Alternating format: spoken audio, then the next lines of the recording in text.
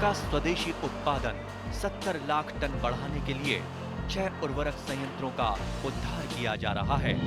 FCIL के गोरखपुर, सिंदरी, तलचर और रामागुंडम संयंत्र, HFCL की बरौनी इकाई और BVFCL की नामरू फोर्थ। सोने पर सुहागा ये है कि देश में अब बनेगा सिर्फ नीम लेपित यूरिया, क्योंकि इससे होगा किसानों का फायदा ही फायदा। अनाज का उत्पादन 10% तक बढ़ेगा। बढ़ेगी 10 से 15% नाइट्रोजन क्षमता।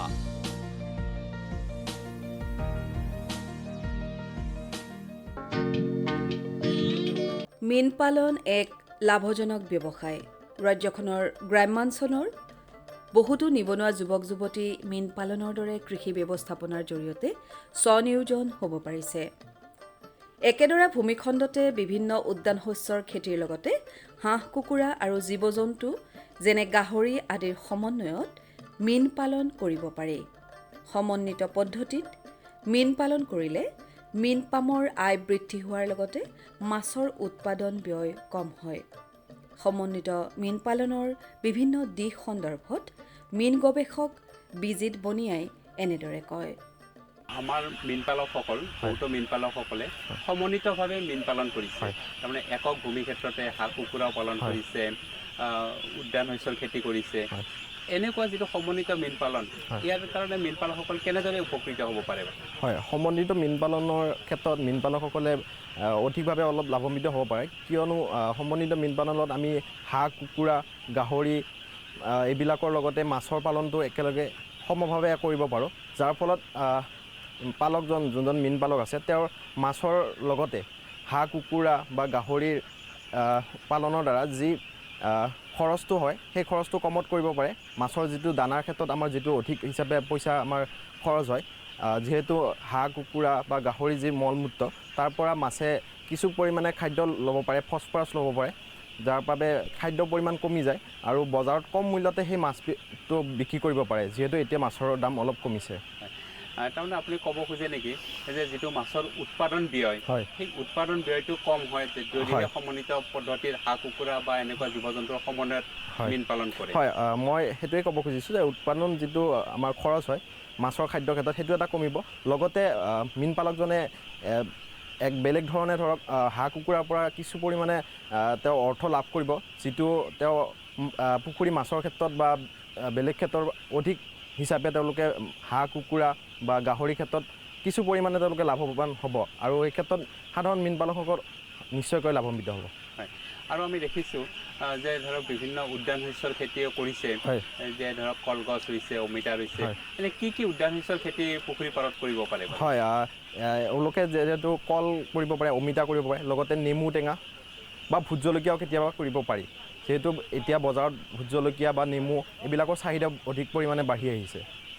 আৰু ইয়াত কলগছ অমিতা এনেকুৱা ধৰণৰ নিশ্চয় কলগছ অমিতা গছ কৰিব। খোৱা মাছৰ দৰে আন এটা সম্ভাৱনীয়তা থকা বিষয় হ'ল আলংকাৰিক মাছ পালন। কাছৰ একুৰিয়ামত প্ৰাকৃতিক অথবা পৰিপূৰক খাদ্য খাই উত্তম ব্যৱস্থাপনাৰে নান্দনিক সৌন্দৰ্যৰে মানুহক আনন্দ দিব পাৰে এই আলংকাৰিক মাছসমূহে। প্ৰাকৃতিক জলাশয়ত পোৱা সাপমূৰীয়া অথবা চেংজাতীয় মাছসমূহৰ আন্তঃৰাষ্ট্ৰীয় বজাৰতো ভাল বজাৰ মূল্য আছে। গুৱাহাটী বিশ্ববিদ্যালয়ৰ জীৱবিজ্ঞান বিভাগৰ অন্তৰ্গত জৈৱ বৈচিত্ৰ্য আৰু জলসংবৰ্ধন কেন্দ্ৰত অন্যান্য স্থানীয় আৰু বিদেশী আলংকাৰিক মাছৰ প্ৰজননৰ গৱেষণাৰ লগতে এনে অধিক বজাৰ মূল্য থকা চেংজাতীয় মাছৰ প্ৰজননৰ ক্ষেত্ৰত সফলতা লাভ কৰিছে। এই সন্দৰ্ভত কেন্দ্ৰটোৰ সমন্বয়ক তথা প্ৰাণীবিজ্ঞান বিভাগৰ অধ্যাপক ডক্টৰ দণ্ডধৰ শৰ্মাই এনেদৰে কয়। আমি ইয়াতে যিটো চেংজাতীয় মাছ, যিটো আন্তৰ্জাতিক বজাৰত তাৰ মূল্য যথেষ্ট বেছি। আপুনি জানে যে বাৰ্কা চেং অসমত পোৱা যায়, এইটো অসমৰ এণ্ডেমিক। বাৰ্কা চেঙৰ মূল্য কোৱা হয় যে ছিংগাপুৰ বা থাইলেণ্ড বজাৰত ইয়াৰ মূল্য প্ৰায় এযোৰৰ দাম প্ৰায় 5 পৰা 6 লাখ টকা। ঠিক তেনেকৈ আন চেংজাতীয় মাছৰ ভিতৰত নগা চেং, যিটো বৈজ্ঞানিক নাম তাৰ চান্না অৰেণ্টিমেকুলেটা, তাৰপিছত আৰু এটা আছে নগাচেং, আৰু নগাচেঙৰ সৰু প্ৰজাতি এটা আছে যাক চানা ষ্টিৱাৰ্টি বুলি কোৱা হয়, চানা এন্দ্ৰাও বুলি কোৱা হয়। অৰ্থাৎ প্ৰায় 12বিধ চেঙেলী জাতীয় মাছ পোৱা যায়। তাৰে ভিতৰত আমাৰ এই কেন্দ্ৰটোৰ যোগেদি আমি চান্না বাৰ্কা এতিয়াও বিচাৰি আছোঁ, কিন্তু চান্না বাৰ্কা আমি এতিয়ালৈকে পোৱা নাই। কিন্তু তাৰ সলনি আমি নগাচেং যিটো চান্না অৰেণ্টিমেকুলেটা সেইটো আমি ব্ৰিডিং কৰিবলৈ সক্ষম হৈছোঁ। আমি নেচাৰেল ব্ৰিডিং, যিটো প্ৰাকৃতিক ব্ৰিডিং, আমি কি কৰোঁ যে চিষ্টাৰ্ণ এটাত আমি এযোৰ আমি ৰাখি থওঁ। আৰু আপোনালোকক এইটোও কওঁ যে এযোৰতকৈ এটা চিষ্টাৰ্ণত বেছি ৰাখিব নোৱাৰি, কাৰণ সিহঁতৰ মাজত ইণ্টাৰস্পেচিফিক যিটো কম্পিটিশ্যন বা সিহঁতৰ মাজত যুদ্ধ হয়, যুদ্ধত হয় কিছুমান ইঞ্জুৰি হয়। সেইকাৰণে আমি এটা চিষ্টাৰ্ণত এযোৰে ৰাখোঁ। আৰু ইয়াতে যেতিয়া ব্ৰিডিঙৰ টাইমত আমি পাইছোঁ মাৰ্চৰ পৰা জুনৰ ভিতৰত সিহঁতে প্ৰজনন কৰে, সেই সময়ত আমি চিষ্টাৰ্ণৰ তলিত প্ৰায় আধা ফুট আমি মাটি দিওঁ, দি তাতে মেটেকা আৰু কিছুমান সৰু PVC পাইপ আমি ৰাখি থওঁ। আৰু ঠিক মাৰ্চৰ লাষ্টৰ ফালে সিহঁতে ব্ৰিডিঙৰ সময়ত কি কৰে যে এটা ব্ৰিডিং নেষ্ট বনায়, প্ৰজনন বাঁহ এটা বনায়। কেনেকৈ বনায় যে মতাটোৱে সেই বোকাৰ চাৰিওফালে ঘূৰি ঘূৰি এখন কাঁহী সদৃশ ব্যৱস্থাৰ সৃষ্টি কৰে। তাতে মাইকীটোৱে কণীটো ৰিলিজ কৰি দিয়ে, আনফাৰ্টিলাইজ এগটো, আৰু লগে লগে তাৰ ওপৰত মতাটোৱে স্পাৰ্মটো ৰিলিজ কৰে আৰু কণীটো ফাৰ্টিলাইজ হৈ যায় বা নিগেশ্যন হয়। নিগেশ্যন হোৱাৰ লগে লগে মতাটোৱে গোটেই কণীখিনিক মুখত লৈ থাকে। এই গোটেই সময়ছোৱাত আমি লক্ষ্য ৰাখোঁ যাতে আমি সেই চিষ্টাৰ্ণটোত মাছখিনিক কোনো ধৰণৰ আমি অসুবিধাৰ সৃষ্টি যাতে নহয়, তাৰ আমি লক্ষ্য ৰাখোঁ। কাৰণ আপোনালোকে জানে যে মাছখিনি খুব বেছি এগ্ৰেছিভ, খঙাল হয়। যদি আমি কিবা ডিষ্টাৰ্ব কৰোঁ তেতিয়াহ'লে মতাটোৱে গোটেই কণীখিনি খাই পেলাব। সেইকাৰণে আমি খুব সাৱধানে লক্ষ্য কৰি থাকোঁ। আৰু ঠিক 25 বা 26 দিনৰ পিছত এইটো টেম্পাৰেচাৰ ডিপেণ্ডেণ্ট হয়, উষ্ণতাৰ ওপৰত নিৰ্ভৰশীল। উষ্ণতাৰ তাৰতম্যৰ ওপৰত ভিত্তি কৰি 25 বা 26 দিনৰ ভিতৰত মতাটোৱে লাহেকৈ মুখৰ পৰা কণীখিনি পোৱালিখিনি উলিয়াই দিয়ে। পোৱালিখিনি উলিয়াই দিয়াৰ পিছত আমি খুব সাৱধানে আধা পোৱালি আমি বেলেগ এটা চিষ্টাৰ্ণলৈ ট্ৰেন্সফাৰ কৰোঁ।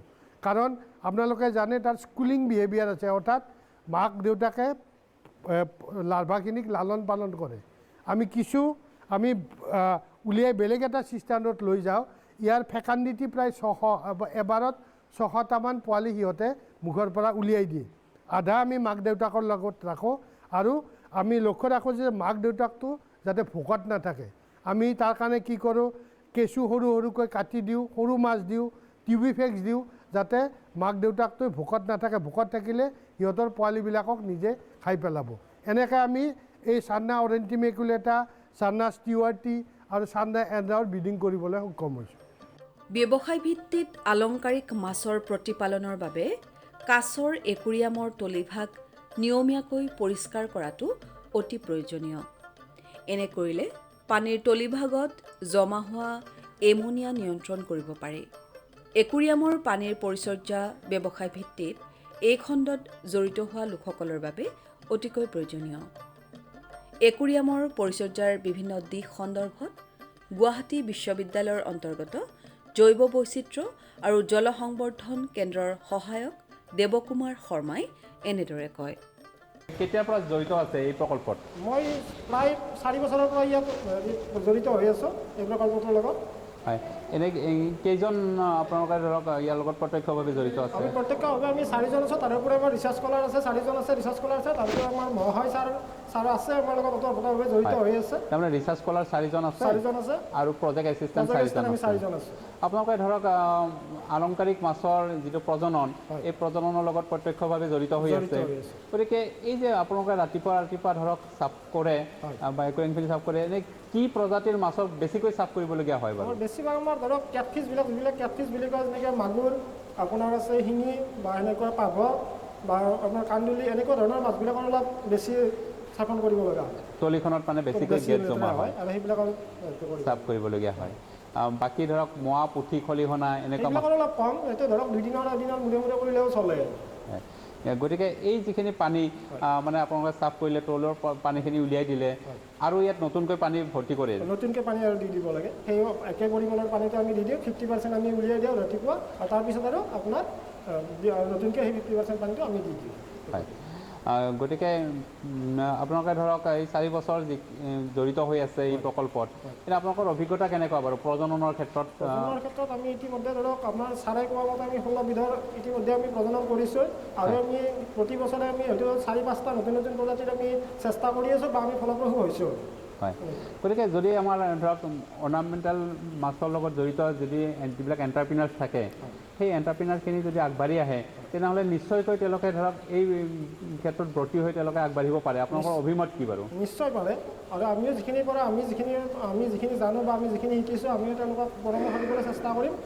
কোনোবা যদি আগুৱাই আহে আমাৰ পৰা জানিব বিচাৰে তেওঁলোকক আমি নিশ্চয় সহায় কৰিম।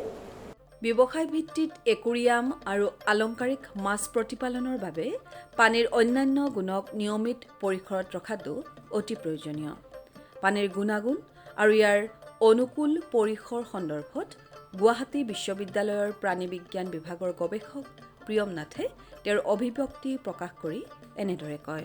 মই যোনটো এই হাতত লৈ আছোঁ এইটো আপোনাৰ YSI ইনষ্ট্ৰুমেণ্ট বুলি কয়। এইটো আপোনাৰ জেনেৰেলি যোনটো আপোনাৰ পানী যিটো আমাৰ পুখুৰী পানী হওক বা একুৱাৰিয়াম পানী হওক, সেইটো আপোনাৰ যোনখিনি ৱাটাৰ পেৰামিটাৰ্ছ থাকে সেইখিনি গোটেই ৱাটাৰ পেৰামিটাৰ্ছখিনি ডিজিটেলি ৰেকৰ্ড কৰিব পাৰোঁ আমি এই ইনষ্ট্ৰুমেণ্টটোত।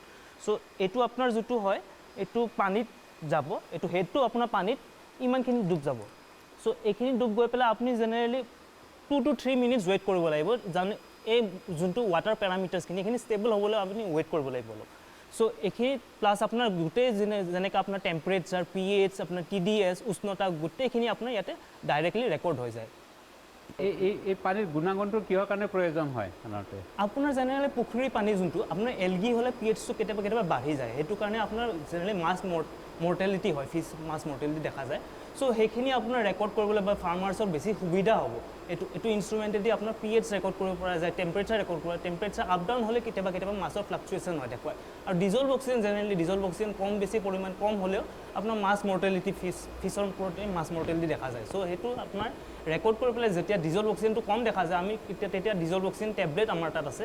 চ' সেইটো আপোনাৰ অক্সিজেন টেবলেট মৰাৰ পিছতহে আপোনাৰ মাছবিলাক আকৌ আগৰ ক্ৰমাংকনলৈ ঘূৰি আহে। হয়, আমাৰ যিটো সাধাৰণতে এমনিয়াৰ প্ৰব্লেম হয়, গতিকে এমনিয়াটো ইয়াত ডিটাৰমাইন কৰিব পাৰি। এমনিয়াটো ইয়াতে ডিটাৰমাইন কৰিব পাৰি। এমনিয়াটো ডিটাৰমাইন কৰি পেলাই আমি কেতিয়াবা পানীটো আকৌ কৰোঁ, ৱাছ আউট কৰি পেলাই আকৌ নতুন পানীটো গুচাই দি আকৌ নতুন পানী ভৰাবলগীয়া হয়।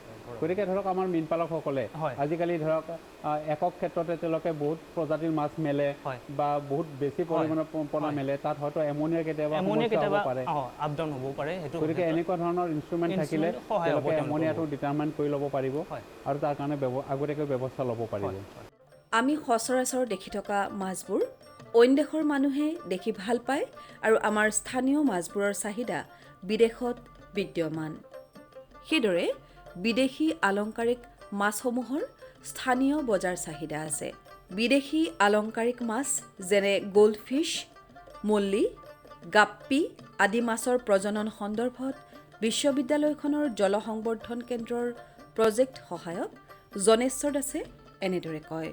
আমি দেখিছোঁ যে স্থানীয়ভাৱে আলংকাৰিক মাছৰ উপৰিও বিদেশী যিখিনি আলংকাৰিক মাছ আছে যেনেকৈ গোল্ডফিছ, এই গোল্ডফিছ প্ৰজননৰ ক্ষেত্ৰত আপুনি লাগি আছে। এই গোল্ডফিছ প্ৰজননৰ ক্ষেত্ৰত কেনেকুৱা ধৰণৰ ব্যৱস্থা আপুনি কৰে বাৰু? মানে যেতিয়া মানে ইনজেকশ্যন মাৰাৰ আগতে মতা মাইকীটো চিলেক্ট কৰিব লাগে, মতাটো আৰু মাইকীটো চিলেক্ট কৰিব লাগে। মতা মাইকীটো চিলেক্ট কৰাৰ আগতে মানে ৰেডি আছে নে নাই সেই বস্তুটো সদায় চাব লাগে। এই বস্তুটো তাৰমানে ধৰক মাইকীজনীৰ কণী হৈছে নে নাই, মাইকীজনীৰ কণী হৈছে নে নাই, মতাটো ৰেডি আছে নে নাই, হৈছে নে নাই, সেইটো ৰেডি হৈছে নে নাই, সেই বস্তুখিনি পূৰা বঢ়িয়াকৈ চাব লাগে। তাৰপিছতে ইনজেকশ্যনটো মাৰিব লাগে। তাৰপিছত যেতিয়া কণীখিনি হ'ব সেইখিনি মানে এই জাবাৰটো আছে নহয়, ইনজেকশ্যন মাৰাৰ আগতে এই বস্তুটো দিব লাগে। কণীটো আঠাযুক্ত হয়, আঠাযুক্ত হয়। এইটো কণীটো ইয়াত লাগি ধৰে, ইয়াতে লাগি থাকিব। এইখিনি যিখিনিত লাগি থাকিব এইখিনি 100%ৰ ভিতৰত 95%ৰ কণী ভাল আহিব। তাৰমানে 100ৰ ভিতৰত পৰা 95% ভাল কণী আহে। আৰু যিটো ফাৰ্টিলাইজ কণী বুলি কয় নিষিক্ত কণী, সেই নিষিক্ত কণীখিনি তাৰপিছত তাৰ পৰা পোৱালি হয় আৰু তাৰ পৰা পোৱালি হ'ব। এই যিটো পোনা যিটো স্পন হ'ব সেইখিনিৰ কাৰণে কি ব্যৱস্থা লয় আৰু? সেইখিনি আমি একুৰিয়ামত ৰাখোঁ। একুৰিয়ামত আপুনি দেখিব যে মাইক্ৰ'ৱান আছে আৰু এই পেৰামিচাম আছে। সেই বস্তুটো আমি পোৱালি যেতিয়া মানে চুইমিং কৰিব পাৰে সেই বস্তুটো আমি খোৱা হয়। গতিকে আৰু তাৰ খাদ্যৰ কাৰণে যিখিনি পোনা হ'ব তাৰ খাদ্যৰ কাৰণে কি ব্যৱস্থা? প্ৰথম অৱস্থাত আমি হেৰি দিওঁ, পেৰামিচাম দিওঁ। তাৰ নেক্সট অৱস্থাত হেৰি দিছিলোঁ মাইক্ৰ'ৱান দিছিলোঁ সেইটো মাছৰ ফিড হয় কেইদিনমান এনেকৈ খুৱাই আৰু এদিন মাছটো অলপ যেতিয়া ডাঙৰ হ'ব তেতিয়া মাছটো আমি দেখিলে গম পাম নহয় এসপ্তাহমান মাইক্ৰ'ৱান আৰু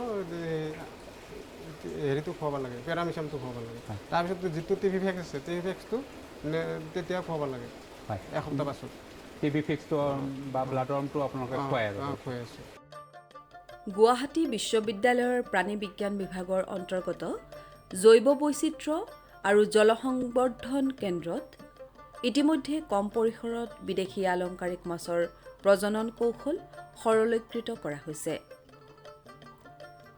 যিহেতু এইবোৰ মাছ কম পৰিসৰত আৰু একেখিনি পানী বাৰে বাৰে ব্যৱহাৰ কৰাৰ সুবিধা থাকে, নগৰাঞ্চলৰ মহিলাসকলেও এই সৰল প্ৰযুক্তিৰে কম পৰিসৰত এনে মাছ উৎপাদন কৰিব পাৰে। কম পৰিসৰত সৰলীকৃত আলংকাৰিক মাছৰ প্ৰজনন কেন্দ্ৰৰ বিভিন্ন দিশ সন্দৰ্ভত কেন্দ্ৰটোৰ প্ৰজেক্ট সহায়ক বৰিছ চিৰাই এনেদৰে কয়। আপুনি ধৰক এই স্থানীয় মাছ উৎপাদনৰ লগত জড়িত আছে আলংকাৰিক মাছৰ লগত কিমান বছৰ আপোনাৰ ধৰক জড়িত আছে? মোৰ 7 বছৰ হৈছে। 7 বছৰ হৈছে। এনে কি মাছ আপুনি ধৰক প্ৰজননৰ কাৰণে ব্যৱহাৰ কৰে? হয়, মই গল্ড ফিছ কৰোঁ, আপোনাৰ জেব্ৰা ৰিনিউ কৰোঁ, জেব্ৰা ফিছটো আপোনালোকে মই দেখাই দিম জেব্ৰা ফিছ কেনে কৰে। এইটো মাছটো প্ৰথম আপুনি এইটো নেটটোৰ ওপৰত ল'ব লাগিব, মানে লৈ পেলাই আপুনি মেল ফিমেল চিলেক্ট কৰি পেলাই ইয়াতে থৈ দিব লাগিব। তাৰপিছত নেক্সট দিনা মানে 24 আৱাৰৰ পিছত ইয়াতে খুনি দিব। খুনি দিয়াৰ পিছত আমি এই নেটখন ছেপাৰেট কৰি দিম আৰু যোনটো মায়া বাপেক আছে নহয়, মায়া বাপেকখন আমি বেলেগত থৈ দিম। তাৰপিছত আমি এইখন 2 দিন বা 1 দিন পিছত মানে বেলেগ খাদ্য খুৱাই দিব লাগিব। বেলেগ খাদ্য প্ৰয়োজন হয়, তাৰমানে যিখিনি পোৱালি হ'ব তাৰ কাৰণে খাদ্য পেৰামিচিম খুৱাই দিব লাগিব প্ৰথম ষ্টাৰ্টিঙত। তাৰপিছত আমি মাইক্ৰ'ৱাৰ্ম খুৱাই দিব লাগিব। তাৰপিছতহে আমি পেৰামিচিমটো আপোনালোকে ইয়াতে উৎপাদন কৰে? ইয়াতে কৰোঁ। কিহেৰে কৰে সেইটো? গাখীৰ দি কৰে, গাখীৰ আৰু পানী দি। আৰু তাৰ পিছৰ ডাঙৰখিনিয়ে আমাৰ হেৰি আছে কেঁচু বা টিভি ফেক্স এইবিলাক খুৱাই পেলাই আমি ডাঙৰ কৰি দিব পাৰিম। আৰু এটা আপোনাক দেখাই দিম, এইটো 1 মাহ হৈছে। এইটো 1 মাহ হৈছে। 1 মাহ হৈছে। এনে বছৰৰ প্ৰতিটো সময়তে কৰিব পাৰে নেকি? কৰিব পাৰে। এইটো খালে খাদ্যটো আপুনি ভালকৈ খুৱাই দিব লাগিব। তাৰপিছত আপুনি সদায় কৰি দেখুৱাব পাৰিম, মানে 2 দিন বা 3 দিন মূৰতে এইটো কৰি দেখুৱাব পাৰিম। সেইটো কৰিব পাৰে।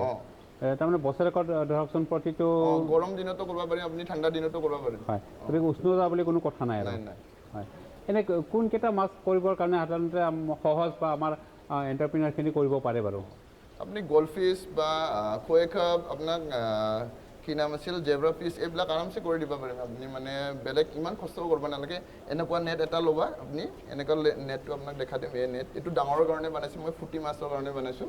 কিন্তু এনেকুৱা জেব্ৰা ফিছৰ কাৰণে এনেকুৱা ফুটাটো মানে সৰু হ'ব লাগিব, নহ'লে কণীবিলাক মানে হেৰি মাছৰ লগত মানে গুচি যাব, মানে মাছটো মানে হেৰি হৈ যাব, মানে কণীটো বেয়া হৈ যাব। মানে যিমানে আমি ব্ৰিডিং কৰাৰ আগত এইটো ডাঙৰ মাছকেইটা ইয়াতে থাকিব লাগিব, মানে দলত কণীহে নামি যাব। ওপৰত কেইটা মানে যোনটো মেল ফিমেল আছে ন, মেল ফিমেলকেইটা ওপৰত থাকিব লাগিব, তেতিয়া মানে কণীটো নিজে নিজে দলত নামি থাকে। হয়, এইটো নেচাৰেল ব্ৰিডিং হয়। হয়, গতিকে আপোনালোকে নেচাৰেল ব্ৰিডিং কৰি ইয়াত কৰিব পাৰে। আৰু যিখিনি আমাৰ ধৰক এতিয়া ধৰক বেছি জেগা নাই ঘৰত, গতিকে তেওঁলোকে ঘৰতে এনেকুৱা ধৰণৰ এনেকুৱা সৰু চাইজত কৰি দিব পাৰিম। আপুনি সৰু বাল্টিঙতো কৰি দিব পাৰিম, এইকেইটা বাল্টিঙতো কৰিব দিব পাৰিম। গতিকে ধৰক যে কিছুমানে কয় যে আমাৰ মানে জেগা নাই বা টাউন চহৰত এনেকুৱা অৱস্থা নাই, তেওঁলোকেও ধৰক এনেকুৱা ধৰণৰ মাছৰ প্ৰজনন কৰিব পাৰে।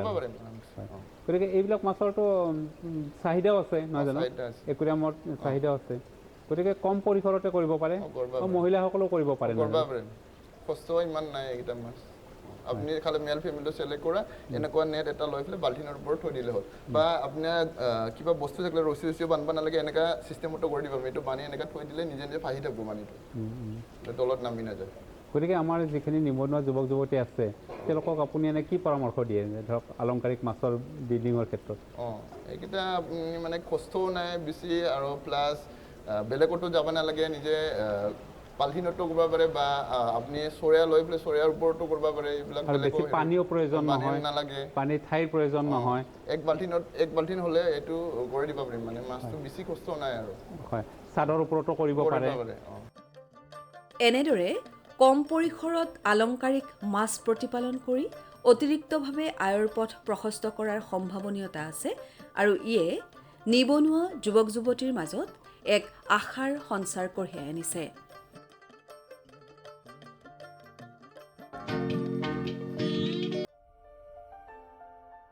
ভাৰত চৰকাৰৰ প্ৰতিটো প্ৰয়াস কৃষকৰ প্ৰগতিত দি আছে এটা নতুন বিশ্বাস।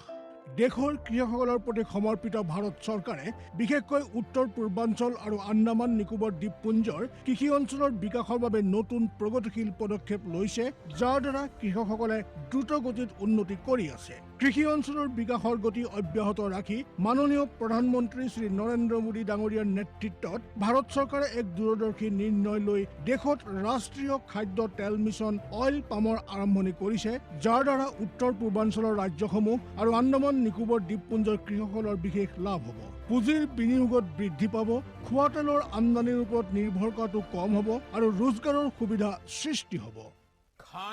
খোৱা তেলত আত্মনিৰ্ভৰশীলতাৰ বাবে এতিয়া ৰাষ্ট্ৰীয় খাদ্য তেল মিছন অইল পামৰ সংকল্প লোৱা হৈছে।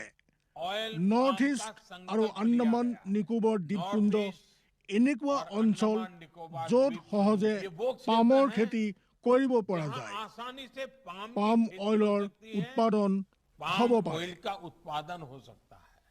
এই মিছনৰ অধীনত অইল পামৰ অঞ্চল আৰু উৎপাদন বঢ়োৱাত জোৰ দিয়াৰ বাবে চৰকাৰে 11,000 কোটি টকাৰো অধিক সাহায্য ৰাখি নিৰ্ধাৰিত কৰিছে।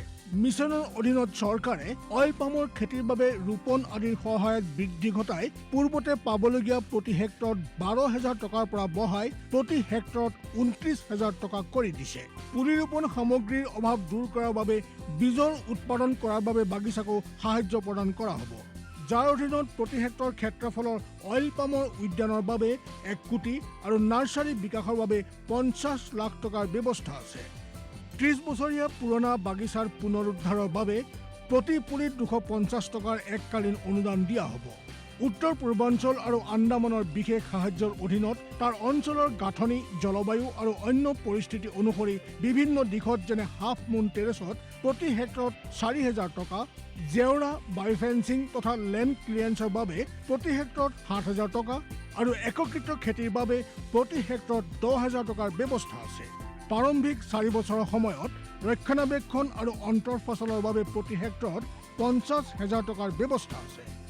কৃষকৰ বাবে ৰোজগাৰৰ সুবিধা সৃষ্টি কৰা আৰু উদ্যোগসমূহক উদগনি জনোৱাৰ বাবে 5 মেট্ৰিক টন প্ৰতি ঘণ্টা ক্ষমতাযুক্ত নতুন পাম অইল মিছনৰ প্ৰতি গোটৰ বাবে 5 কোটি টকালৈকে অনুদানৰ ব্যৱস্থা আছে আৰু ক্ষমতাত বৃদ্ধি পালে অতিৰিক্ত ধনৰাশিৰো বিকল্প আছে। আমাৰ দৰে কৃষকৰ অইল পাম মিছনৰ পৰা বহুত আশা আছে। আমাৰ লাগিছে এই যোজনা আমাৰ বাবে লাভজনক হ'ব আৰু ইয়াৰ দ্বাৰা আমাৰ উপাৰ্জনো বাঢ়িব। অইল পামৰ কৃষকসকলে সতেজ ফলৰ থোক অৰ্থাৎ FFBৰ উৎপাদন কৰে, যাৰ বৰ্তমান মূল্য আন্তঃৰাষ্ট্ৰীয় মূল্যত হোৱা উঠানামাৰ আধাৰত নিৰ্ণয় লোৱা হয়। প্ৰথমবাৰ কেন্দ্ৰীয় চৰকাৰে সতেজ ফলৰ থোকৰ মূল্যৰ বাবে কৃষকসকলক আশ্বাস দিছে। ইয়াক প্ৰকৃত মূল্য বা BP বুলি ক'ব পাৰি, অৰ্থাৎ কৃষকসকলৰ কোনো লোকচান হ'বলৈ দিয়া নহ'ব। এই ব্যৱস্থাৰ দ্বাৰা কৃষকসকলৰ বজাৰৰ মূল্য উঠানমাৰ পৰা সংৰক্ষণ প্ৰাপ্ত হ'ব। প্ৰকৃত মূল্য BP নিৰ্ধাৰণ কৰাৰ আৰম্ভণি 1 নৱেম্বৰৰ পৰা হ'ব আৰু অহা বৰ্ষৰ 31 অক্টোবৰলৈকে অব্যাহত থাকিব। ইয়াক অইল পাম বৰ্ষ বুলি কোৱা হ'ব। ইয়াৰ দ্বাৰা উত্তৰ পূৰ্বাঞ্চলৰ ৰাজ্যসমূহ আৰু আন্দামান নিকোবৰ দ্বীপপুঞ্জত খেতি বৰ ভাল হ'ব আৰু কৃষকসকলে আনন্দৰ হাঁহি মৰাৰ এটা নতুন কাৰণ পাব। किसान भाइयों गांठ बांध लो, गांठ बांध लो, बहुत बहुत है काम की, समृद्धि के पैगाम की। मिट्टी के मिजाज को समझो, मिट्टी के हर राज को समझो, मिट्टी की तुम जांच कराओ, मुफ्त सॉइल हेल्थ कार्ड ले जाओ। कभी मुनासिब बीज लगाओ, सही किस्म की खाद ले आओ, जितनी जरूरी उतनी डालो, सही मात्रा खुद पहचानो, इसको अपना मंत्र बना लो, मिट्टी की सेहत तो जानो। बात बहुत है काम की, कम लागत अधिक वरदान की, किसान भाइयों गांठ बांध लो। आज ही मिट्टी की जांच कराएं, राज्य सरकार के कृषि अधिकारी से संपर्क करें और मुफ्त में सॉइल हेल्थ कार्ड पाएं। कृषि और किसान कल्याण मंत्रालय द्वारा किसान हित में কৃষকসকলৰ বিভিন্ন সমস্যাৰ সমাধানৰ লগতে শেহতীয়া প্ৰযুক্তি আৰু প্ৰয়োজনীয় আনুষংগিক দিশৰ বিষয়ে জানিবৰ বাবে চাবলৈ নাপাহৰিব কৃষি দৰ্শন। প্ৰচাৰিত হয় প্ৰতি সোমবাৰৰ পৰা শুকুৰবাৰলৈ সন্ধিয়া 5:30 বজাৰ পৰা 6 বজালৈ।